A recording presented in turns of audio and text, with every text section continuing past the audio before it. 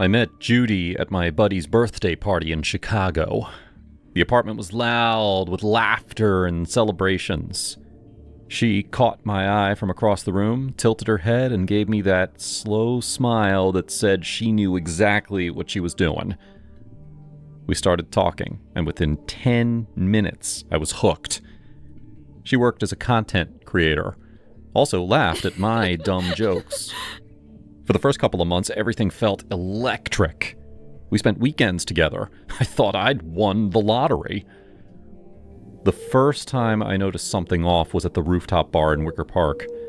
I had stepped away to grab us another round. When I came back, some tall guy in a fitted shirt was standing too close, laughing at whatever she was saying. Judy's hand rested lightly on his forearm. I walked up, slid my arm around her waist, and stuck out my free hand. "Hey man, I'm Ethan, her boyfriend." The guy blinked, mumbled something, and disappeared into the crowd. Judy turned to me, eyes wide and grateful. "Oh my God, thank you for rescuing me. I almost gave him my number. He was so pushy." I laughed it off, but the words stuck with me a little. It happened again a few weeks later at a music festival in Grant Park. We were dancing near the stage when I had to hit the porta potties. I came back to find her talking to another guy, this one with tattoos snaking up his neck. He was leaning in, saying something close to her ear. I stepped between them. "Hey, I'm Ethan, her boyfriend." The guy sized me up, shrugged, and wandered off. Judy threw her arms around my neck. "Oh, you saved me again, babe. I swear I was 2 seconds from handing him my phone. He kept asking for my Instagram." One night, she reached for my phone on the nightstand. "Let me see what you've been up to," she said, playfully, already unlocking it with the code that I'd given her weeks earlier. She scrolled through texts, checked my Instagram DMs, even looked at my search history. I figured it was cute at first, new relationship stuff. But when I tried to do the same, she pulled her phone. No, Ethan, I'm tired, and it's got work stuff on it." She kissed my cheek and rolled over. It became a pattern. Every time I asked, there was an excuse. Dead battery, brand confidentiality. I just need some privacy after a long day. Yet she still demanded mine whenever the mood struck. "I just want to feel close to you," she'd say. And I'd hand it over because I didn't want to seem controlling. A few days later, it was about Jake, my best friend since college. We were supposed to meet him and his girlfriend for drinks on a Friday. Judy canceled the plans the night before. I didn't want to tell you this, but Jake texted me yesterday. He said, "You've changed since we've started dating and that I'm making you soft." He even asked if I wanted to grab coffee alone sometime to talk about it. I told him no, obviously, but it felt gross. I think we should keep some distance for a while. I stared at her. Jake? The guy who had been my wingman at every wedding and breakup? I called him the next day anyway. He sounded confused as hell. "Dude, I haven't texted her at all." We skipped the drinks, and I started seeing Jake less. The next weekend, we were supposed to drive out to my parents' house in Naperville for my niece's birthday barbecue. Judy came home after a shoot one evening looking shaken. She poured herself some orange juice and said, "Your sister called me today, out of the blue. She told me the family thinks I'm just another fling, like that girl that you dated in grad school, the one who cheated on you. Emily said I should probably back off because I'm not the settling down type. It really hurt, Ethan. I cried in my car after. Maybe we should skip the barbecue. I don't want to cause drama." I held her while she cried. Emily had never said anything like that to me, but Judy sounded so sincere, so wounded. We stayed home that weekend. I made up an excuse to my family about work. One evening, in late fall, after we had finished dinner, I asked her, "Come on, Let me see your latest video before it drops. I'm your biggest fan. She laughed, but her eyes didn't. Ethan, my manager is super strict about leaks. I could lose sponsorships. Trust me, okay? I trusted her. Work at the research firm had ramped up hard. I'd only been there a year, fresh out of the analyst training, and the projects kept piling on. Market reports, competitor analyses that ate into nights and weekends. Judy was understanding about it, at first. My hard-working man, she'd say when I crashed onto the couch all tired and exhausted at 11 p.m. But the isolation grew. Jake texted less after I blew off our plans a couple more times, citing couple stuff. My sister Emily reached out once, worried. Everything okay? Mom said you canceled again. I gave the same work excuse Judy had suggested. By spring, our 1-year anniversary loomed. I wanted to make it special, despite the chaos. Judy had been dropping hints about this black silk dress that she saw in a boutique window in Lincoln Park for weeks. It would look so good on me for date nights, she'd say, scrolling through her phone. I saved up and bought it one lunch break, hiding the box in my car. That Saturday, the big day, my boss dumped an urgent client deck on me Friday night. Needs to be ready for Monday 9 a.m. review. Sorry, Ethan. I worked through the morning at the office, eyes burning from the screen. By 6 p.m., I couldn't take it anymore. I headed to her apartment in Wicker Park. I let myself in quietly, hoping to surprise her. The place was dim, curtains drawn. I heard noises from the bedroom. My stomach dropped.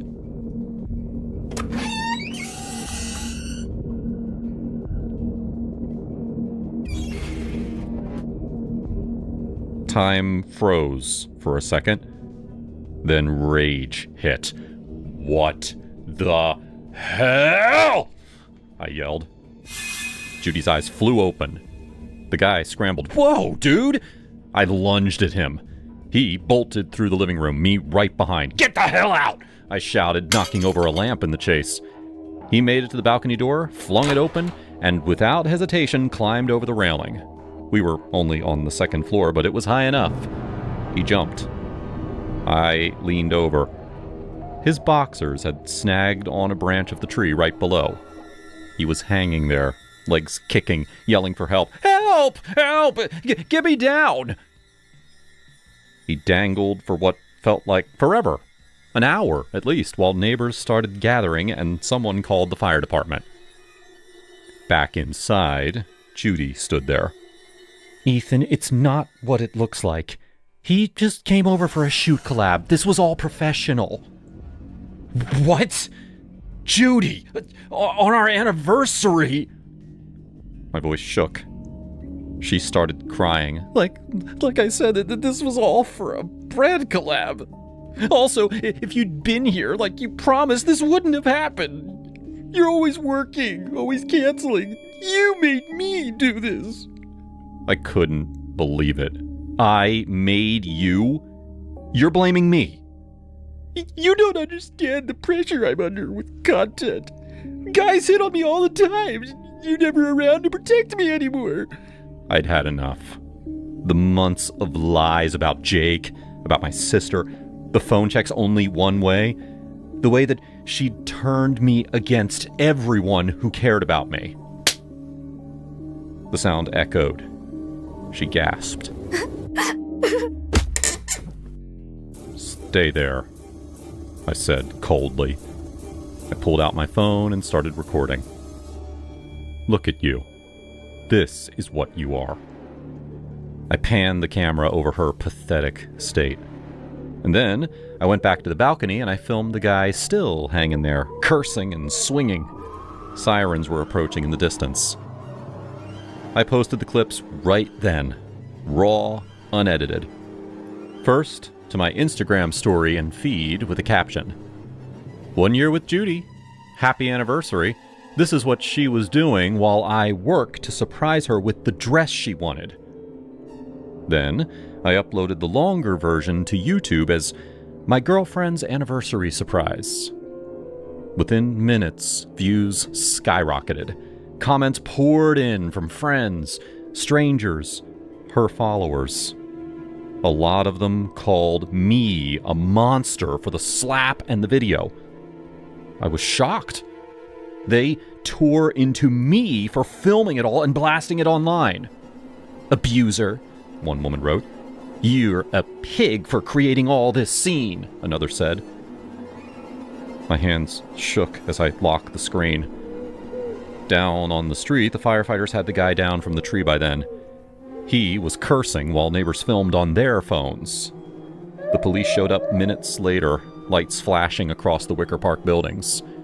They took statements from both of us. I showed them the video, told them everything. "Officer, it was just a content shoot. He's been so controlling lately. Look at what he did to me." She touched her cheek, where the slap had left a red mark. "Controlling? You were busy eating someone else's cherries on our anniversary." The cops didn't arrest either of us that night. Mutual combat, or whatever they called it, but they told us to stay away from each other. Judy packed a bag while I watched from the doorway. She paused at the threshold, mascara streaked. "This isn't over, Ethan. You just ruined my whole career. My sponsors are going to drop me because of you. Get out, we're done." She slammed the door so hard the frame rattled. Now, for the first week, I thought that was it. The video hit 100,000 views on YouTube overnight. But the real storm started on a Tuesday night at around 11. I was half asleep on the couch when someone started pounding on my apartment door in Lincoln Park. "Ethan, open the damn door right now!" Judy's voice cut through the wood. "You coward! You think you could just post that and disappear?" I opened it a crack, chain still on. "What the hell are you doing here?" She shoved the door harder. "You ruined everything! Brands are pulling out! And you hit me? I should sue you!" "You cheated. On our anniversary, while I was buying you that dress you begged for. Don't twist this." She laughed, sharp and mean. "Oh, please. You were never around. Always working, always canceling. I needed attention. If you'd been here like a real boyfriend, none of this would have happened. You made me do it, Ethan. You're the one who pushed me away." I closed the door in her face and deadbolted it. She kept yelling for 20 minutes until a neighbor threatened to call the cops. That became the pattern.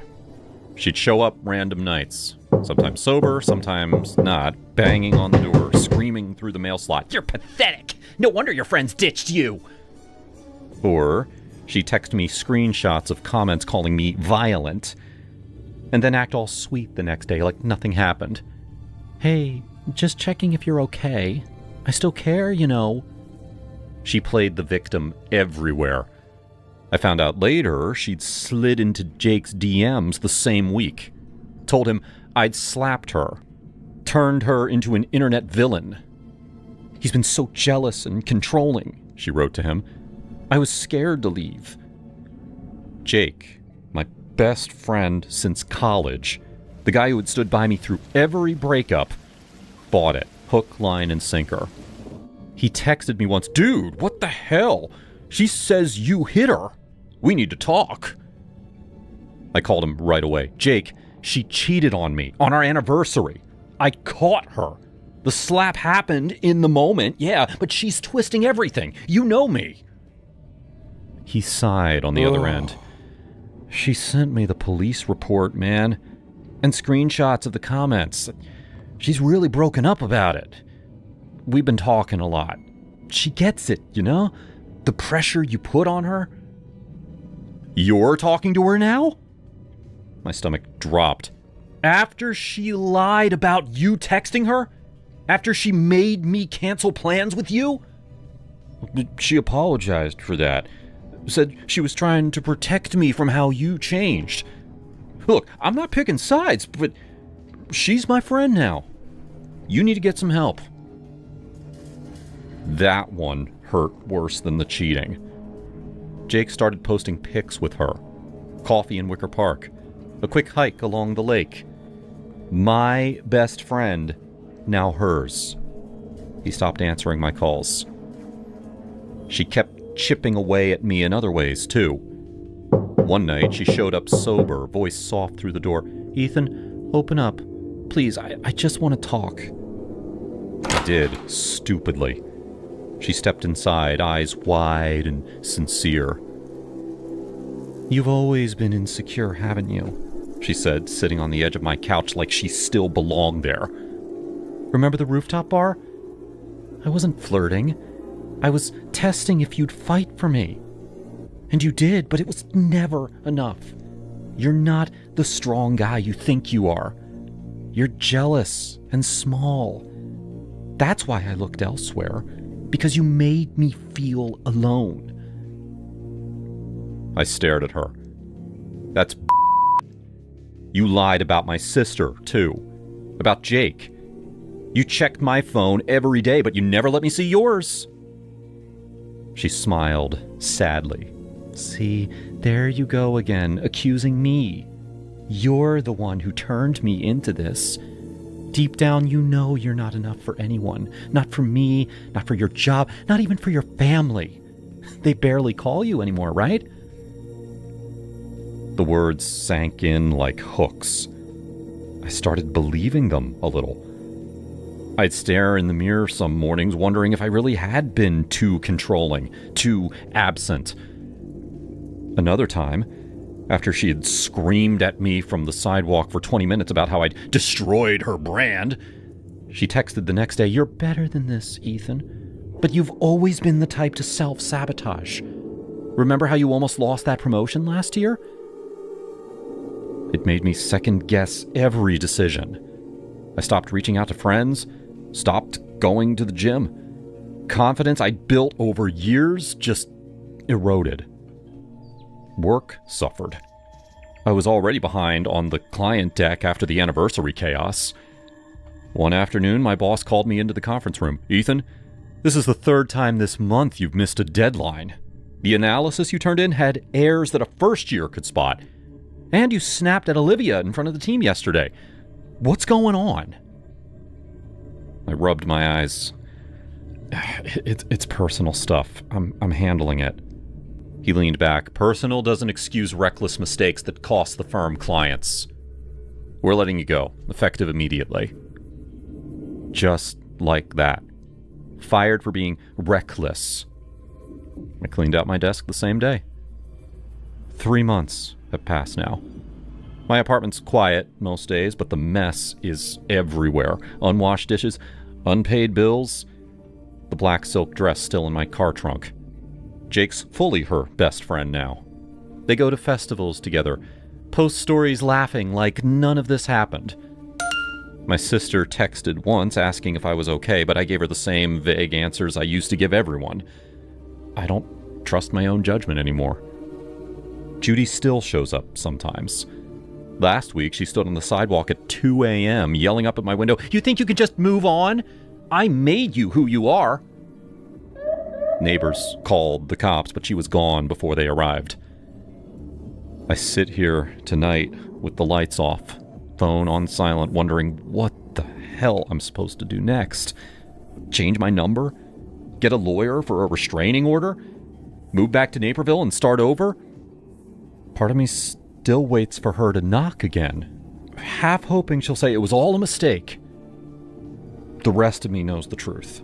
She isolated me, gaslit me, turned my life inside out, and I let her because I thought love looked like that. I don't know how to fix it yet, but I'm done opening the door.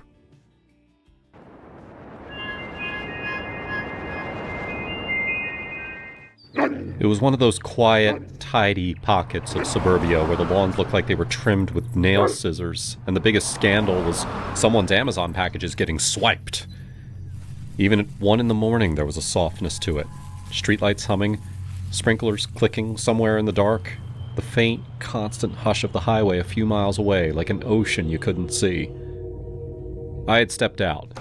I had one hand wrapped around my phone, more out of habit than anything, and the other holding my dog's leash. Sonny was a golden retriever, which meant he believed the world was made entirely of friends he hadn't met yet. He was the kind of dog who would wag his tail at a vacuum cleaner and try to comfort it. I'd joked before that if a burglar broke in, Sonny would not only show him where the jewelry was, he'd bring him a squeaky toy to take for the road. That night, Sonny trotted beside me like a little security guard who had no concept of danger. His nails clicked on the sidewalk. He paused to sniff every single tuft of grass like it was a crime scene. "Come on," I whispered. "Please, I want to go back to bed." He snuffled and ignored me, the way he always did when he was deep in his investigative journalism era. We rounded the corner near the big oak tree, this old monster of a thing that cast a wide shadow over the sidewalk. I remembered thinking how dark it was there, darker than the rest of the street, like the light didn't want to commit. Then Sonny stopped. Not the normal stop, not the, "Oh, I smell an interesting pee" male stop. This was a freeze. His whole body went rigid, ears forward, tail held still like someone had pressed pause. "Sonny? What is it?" Before I could even look up, he bolted. The leash snapped taut and burned through my fingers. I felt the collar slip, felt it like a sudden release of pressure, and then he was gone. A blonde streak shooting straight toward the oak tree. "Oh my God, Sonny!" My heart dropped into my stomach. I stumbled forward, dragging my slippers, half running and half panicking. Sonny barreled into the shadow and stopped abruptly, tail going wild like he just found Santa Claus. And then a man's voice exploded out of the dark. "Hey, hey! Get your dog! Get him off me!" The man stepped out from behind the tree like he'd been poured out of it. His hands were up, palms out, like Sonny had a gun. "Oh, I'm sorry," I said, breathless. He's friendly, I swear. Sonny, come here." Sonny did not come here. Sonny sat right in front of him, panting, grinning, delighted with himself. The man's voice shook. I'm afraid of dogs. Please, come get him." Okay, I said. I reached Sonny and grabbed his collar. Well, the place where his collar should have been, except it wasn't there anymore. My fingers dug into his thick neck fur instead. "Sonny, what the hell?" I hissed, trying to sound mad at him instead of terrified. The man exhaled sharply. "Jesus, he broke his collar?" I'm so sorry. I'll get him away from you." Sonny whined. Not a bark, not a growl, a whine like he was pleading, like he was begging me to let him stay. The man stared at him with disgust. The man said, voice quieter now, He's not aggressive. No, he's a golden retriever. He'd apologize if he bumped into you." The man gave a strange little laugh that didn't reach his eyes. He swallowed and wiped his palm down the front of his jeans. His hand came away damp. Why was he behind the tree? Why was he sweating like that? Why was he out here at 1 a.m. with no dog, no phone in his hand, no keys, no anything? And why did Sonny, my sweet, stupid Sonny, seem to want him? The man cleared his throat. Maybe I could try to pet him." I should have said no. Every nerve in my body screamed no. But my brain, trained by a lifetime of being told to be nice, offered up 1,000 excuses. "He's scared. He's trying. It'll de-escalate. Don't be rude." I started, and then forced a laugh. He really is friendly. Sonny's tail thumped the pavement like a drum. The man crouched slowly, like he was approaching a wild animal. But Sonny didn't flinch. Sonny leaned forward, pressed his nose against the man's hand. The man froze. For 1 second, just one, the world got very still. Even the distant highway sounded like it had been turned down. And then Sonny did something I'd only seen him do with people he adored. He lowered himself all the way down and rolled onto his back, paws in the air, belly exposed in full, ridiculous trust. Of course, he's showing you his whole resume. The man didn't laugh. He reached out and touched Sonny's stomach with the gentlest pressure, like he was testing the temperature of something precious. His fingers sank into the fur. Sonny let out a satisfied huff. The man kept petting him. A minute passed.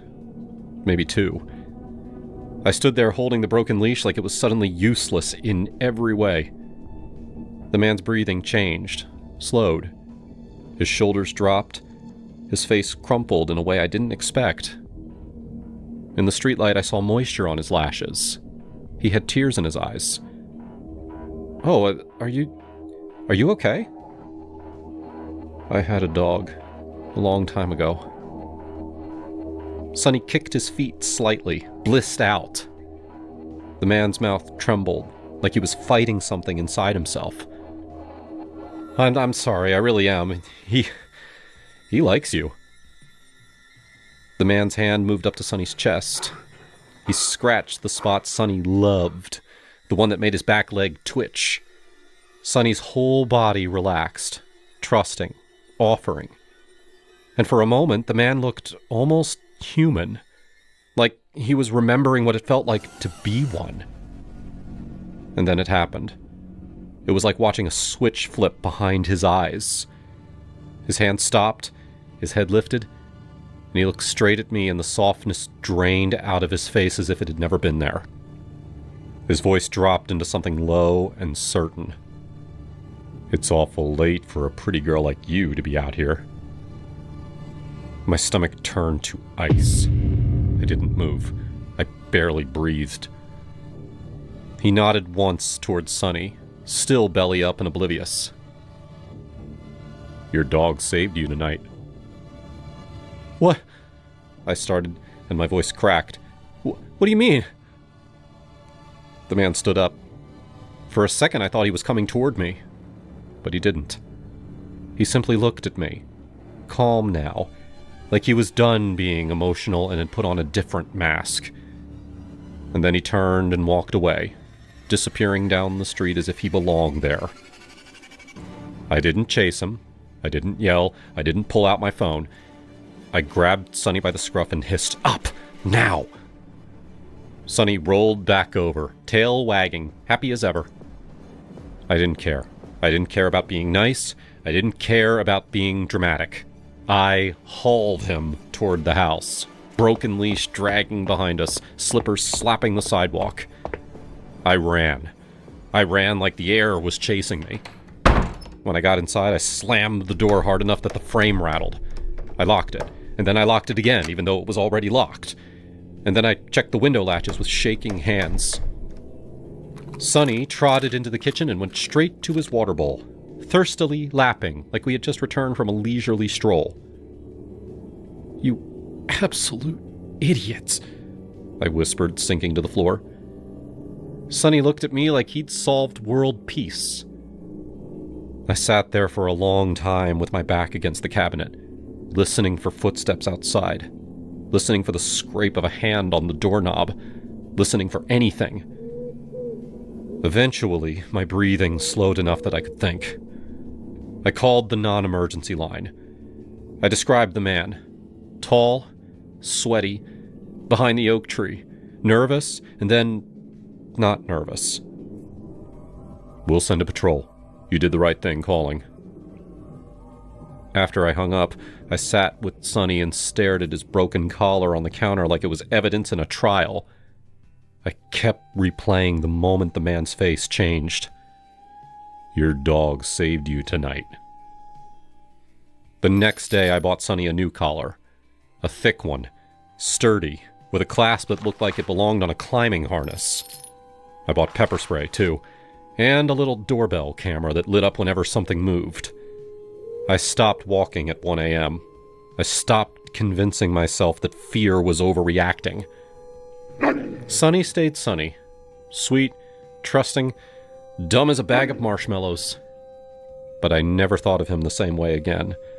Because for all of his friendliness, for all of his golden joy, he had done one thing perfectly that night. He had stepped between me and something I didn't fully understand.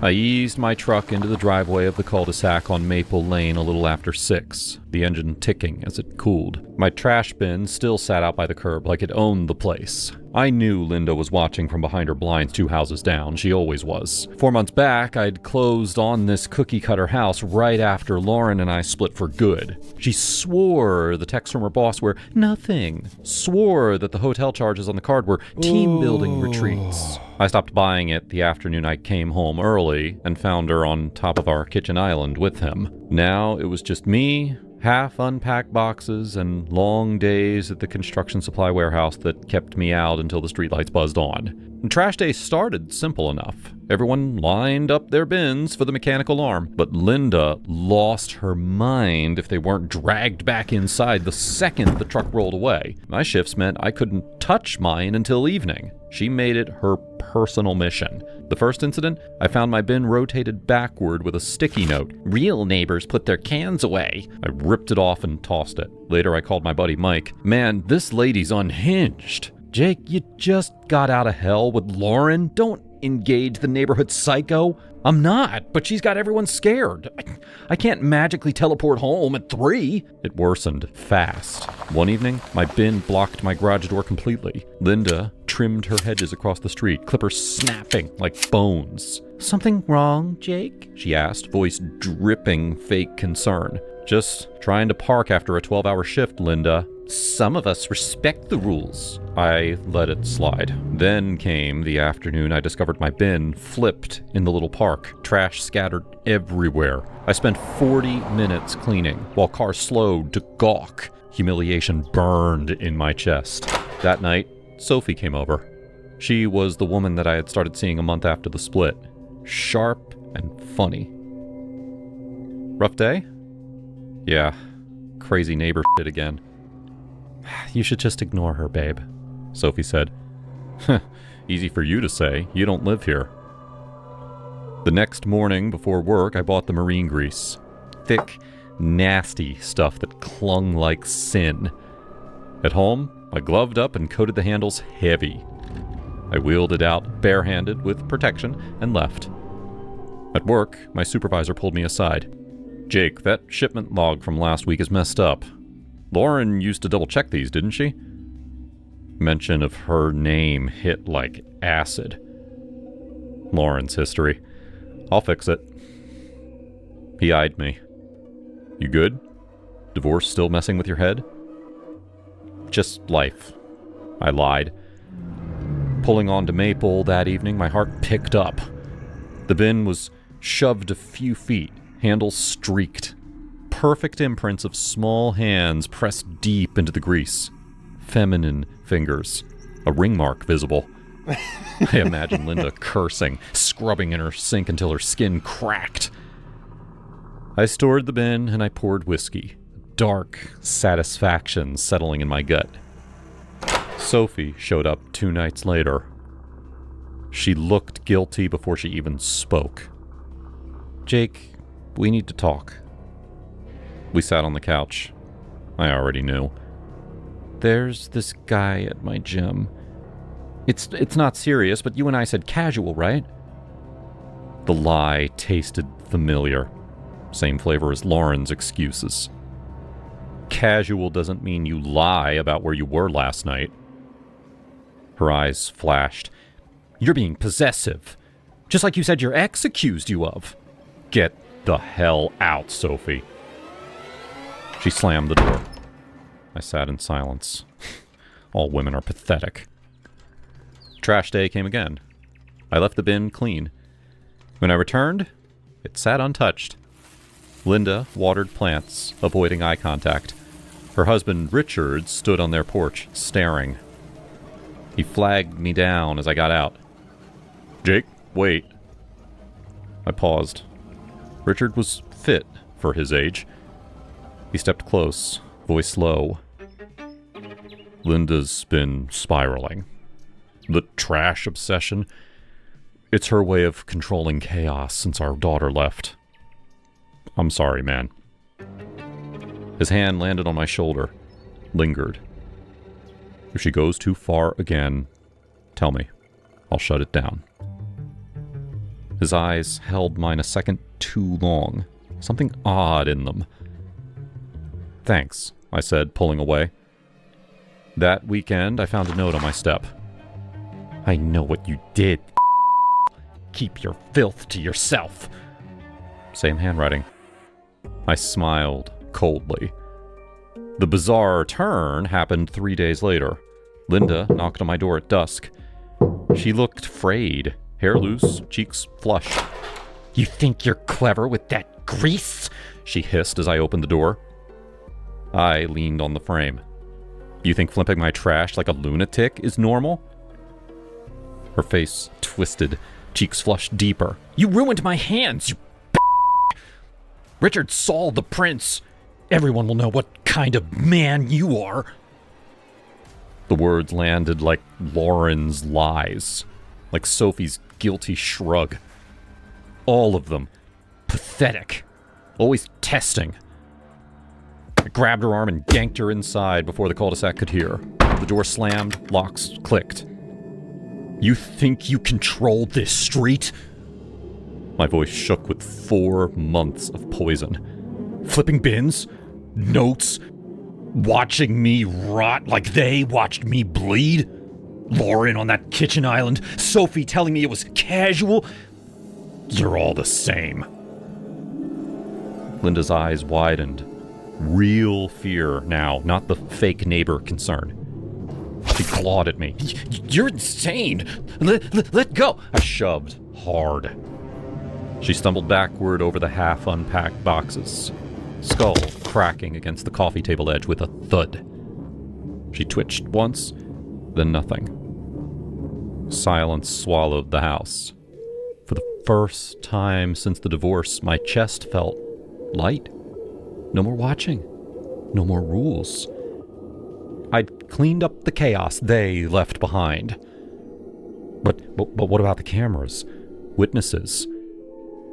But I'm a brave man. I picked up a tarp from the garage, marine grease on fresh gloves. Richard showed up at midnight, like he already knew. She spiraled too far. We'll handle it. We stuffed her into my bin. Perfect fit. At dawn, I wheeled it to the curb, handle slick. The truck's mechanical arm swallowed her with yesterday's waste. Trash day passed quiet. Linda's house stayed dark. Richard watered her plants and gave me a nod across the lawn. I sipped whiskey on the porch, bin already stored. Maple Lane finally obeyed. Some neighbors don't get put away. They get thrown out.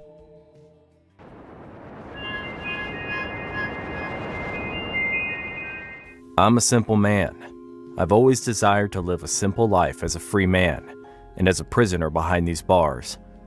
I have received as a reward for my simple life quite an unremarkable existence. It's all that anybody in my position would ask for. I was born 20 years ago in a small town with roads that had no streets and houses that had no numbers. My family was poor, but we had enough for sustenance. We were all we had at the time. My mother, my father, my brother Daniel, and I, David. My father worked in construction, and my mother tended to the homestead because I could not be left alone as a child. You must understand that my living conditions are quite unique. Some would say special. But I didn't let my Down syndrome affect my perspective in the matters that I can control. I was playful as a child, and I enjoyed the humor of my family every chance I got to spend with them. I had a good childhood with the love of family until my father died when I was smaller. It fell to my mother to take care of Daniel and I, while providing the same care as she would have, and I feared that her poor heart could not maintain the pressure. So she died a few years later, leaving Daniel and I to ourselves. Daniel cared for me, and I almost never lacked for anything. He was a good brother, the best brother I could have asked for. He never left my side, and he always made sure that I was in good spirits for all those years. Daniel was the bright one. I remember when I was smaller, he had a chance to go to college in some city far away, and when he asked if he could bring me along and he was told no, he declined it. He said he would rather stay in town and take care of me than leave me for education in someplace else. I cried myself to sleep that night because I knew Daniel would never leave me, and I was grateful for it. Years passed and I was 21, just as Daniel was 24, and I noticed a beautiful damsel would come around the house for Daniel's company. I liked her presence at first until I noticed she took more and more of Daniel's time the more frequently she came. I didn't like it, and I told Daniel that it hurt me when he spent more time with his new friend than he did with me. He said he liked her, just as much as he liked me, and he would love to marry her. I could not fully reconcile what he meant, but at that point, I started to loathe her. Daniel married Becca after a year of their friendship, and they left for the city without me. It was the first time I was living without my brother in my life, and it was one of the hardest periods I've had to live through. I hated Becca even more as the years passed and Daniel's calls became less frequent. The fact that she had taken my brother from me with her to the city was enough to loathe her eternally. It all culminated to one event on a sunny afternoon when the home phone rang and it was Becca on the phone sobbing. I asked her what had happened and she broke down, telling me that Daniel had been in a car crash. I was devastated.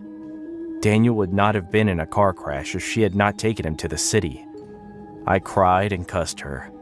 I was brimming with so much rage at Becca that I knew I could not control what I felt except I acted on it. So I invited Becca to our home to talk about it.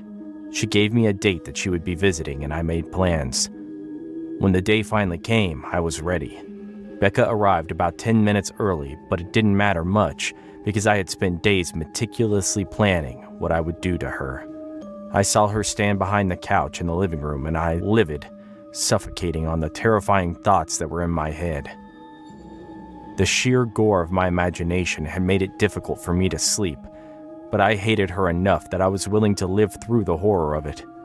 I had a knife behind my back, and it was the only thing I could think of for a first strike. "Hey, David, I'm so sorry," she said when I ushered her into the house, and she stood at the door mewing. "Where is his body?" I asked her, as I marched closer to where she was. The tension of what I was about to do made me dizzy. "I had to make arrangements for a decent burial, David," she replied to me. I noticed the look of slight apprehension in her eyes, but it seemed uncertain, as though she was trying to judge my motive for moving towards her with my hands behind my back. I moved even quicker, desperate to stick the sharp end of my knife in her chest. Without uttering any word to what I had just said, I lunged on her with the knife drawn out, screeching loud. I struck once, aiming at her chest, but Becca's hands knocked my wrist, guiding the blade to her shoulders instead. I was caught up in the feverish frenzy of what I was doing, and in an out-of-body moment of excitement, I was delirious in my quest to murder her. "Ah!" she cried out in horror when my knife sunk into her arm. "Die, Becca, die!" I cried, struggling with the handle of the knife as I tried to snatch the blade out from her shoulders. She resisted me as much as she could and pushed me away. I fell on the floor, just right where I had planted one of the other knives that I had planned to use. I pulled it out, and I saw Becca gasp in horror, her eyes fluttering wide as she turned to flee. She put her hands out, and the second knife stabbed into her open palm. I yelled out in frustration. I hadn't done it before, but I knew stabbing someone in the chest was sure to kill them, and I wanted to kill Becca because she had taken Daniel from me. She took to her heels with one knife on her shoulder, and another knife stuck in her hand. "David, please stop!" she screeched in terror as she ran, horrified out of her mind. I scanned the room for the other places I had tucked knives in because I needed to finish her off. In my distraction, Becca reached the door quickly and was out on the street before I could find a knife. When I chased her out to the street, I saw that she had already alerted the neighbors, who were enough to resist me with placatory words, asking me to not continue with my actions even as they called the cops and an ambulance for Becca, who was bleeding away. Becca made a full recovery with no permanent injuries, and I was arrested with a charge of attempting to murder her. It was 2 years since I had been put behind bars, and I still have nightmares about that moment.